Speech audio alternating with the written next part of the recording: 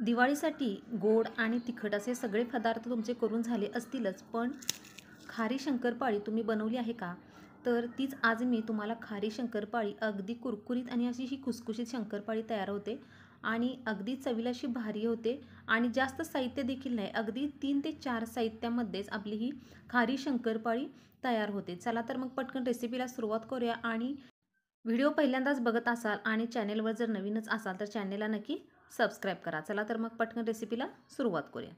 तर सुरुवातीला मी एखाद्या ताटामध्ये मी 2 वाट्याबरोबर मैदा घेतलेला आहे. आमटीच्या वाटीने बरोबर 2 वाटी मैदा घेतलेला आहे. आता यामध्ये थोडंसं आपल्याला चवीसाठी मीठ घालून घ्यायचं आहे. त्यानंतर आता यामध्ये मी 1 चमचा जिरं घेतलेलं आहे. त्यानंतर अर्धा चमचा ओवा आणि अर्धा चमचा काळे तीळ घेतलेले आहेत. आता हे देखील आपल्याला यामध्ये घालून घ्यायचं आणि हे आपल्याला छान असं एकजीव याला करून घ्यायचं आहे. आता त्यानंतर आता यामध्ये आपल्याला कडकडीत असं तेल गरम करून घालायचं आहे. अर्ध्या वाटीपेक्षा थोडंसं कमी आपल्याला यामध्ये तेल घालून घ्यायचं आहे आणि तेल छान गरम करून मग यामध्ये घालून घ्यायचं. आता गरम असल्यामुळे सुरुवातीला मी चमच्याने हे मिक्स करून घेतलं. त्यानंतर हाताने आपल्याला हे तेल या मैद्याला सगळीकडे छान असं चोळून घ्यायचं आणि 1 मिनिटभर छान याला चोळून घ्यायचं, कारण यामुळे आपली ही शंकरपाळी, खारी शंकरपाळी एकदम अशी खुसखुशीत होते. असा गोळा बनायला लागला की समजायचं आपलं यामधलं तेल परफेक्ट आहे. आता थोडं थोडं पाणी घालून आपल्याला अगदी मऊसूत याचा गोळा बनवायचा आहे. आता मी मसाल्यामध्ये वाळले पदार्थ घालत असतानाच मी तर कसुरी मेथी घालायची विसरलेली आहे. त्यामुळे 2 चमचे तुम्ही यामध्ये कसुरी मेथी देखील नक्की वापरा. मी सुरुवातीला घालायची विसरलेले होते, त्यामुळे मी आता 2 चमचे यामध्ये कसुरी मेथी घातलेली आहे.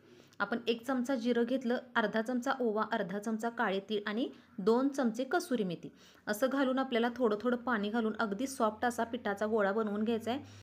वरून थोडंसं तेल लावून घ्यायचं आणि आपल्याला झाकण लावून एक 15 ते 20 मिनिट हा मैदा मुरण्यासाठी आपल्याला ठेवून द्यायचं आहे. त्यानंतर 15 ते 20 मिनिटानंतर आपल्याला पुन्हा असं छान असं 1 मिनिटभर याला कुस्करून घ्यायचं आहे.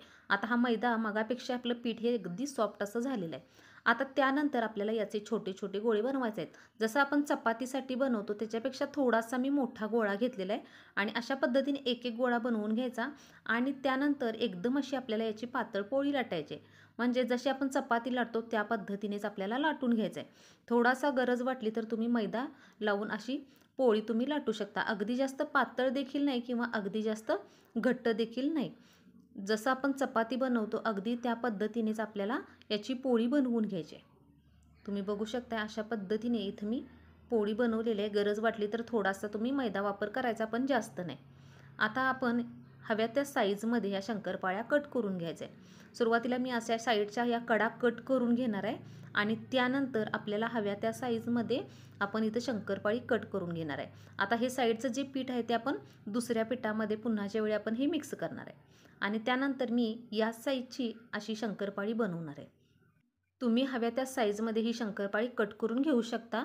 मी अशा पद्धतीने बनवले, तुम्ही बघू शकताय की या साईजची मी शंकरपाळी अशी बनवून घेतलेली आहे. आता तेल छान कडकडीत गरम करायचं आणि गॅस आपल्याला लो करायचा आहे आणि त्यानंतर एक एक शंकरपाळी आपल्याला यामध्ये टाकून घ्यायची आहे. तेल आपलं छान कडकडीत गरम होतं, त्यानंतर मी गॅस लो केलेला आहे आणि थोड्या थोड्या आपल्याला यामध्ये शंकरपाळ्या टाकून अगदी कुरकुरीत होईपर्यंत आपल्याला तळून घ्यायचे आहेत. जवळजवळ लो गॅसवर एक 3 ते 4 मिनिट आपल्याला यात तळून घ्यायचे आहेत.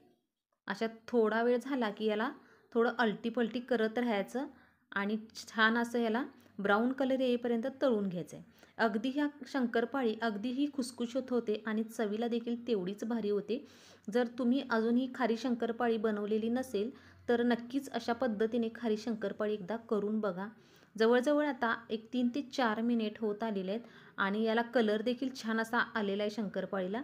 आता ही शंकरपाळी आपण साईडला काढून घेऊया आणि अशा पद्धतीने आपण राहिलेल्या देखील सगळ्या पिठाच्या इथं शंकरपाळ्या करून घेणार आहे.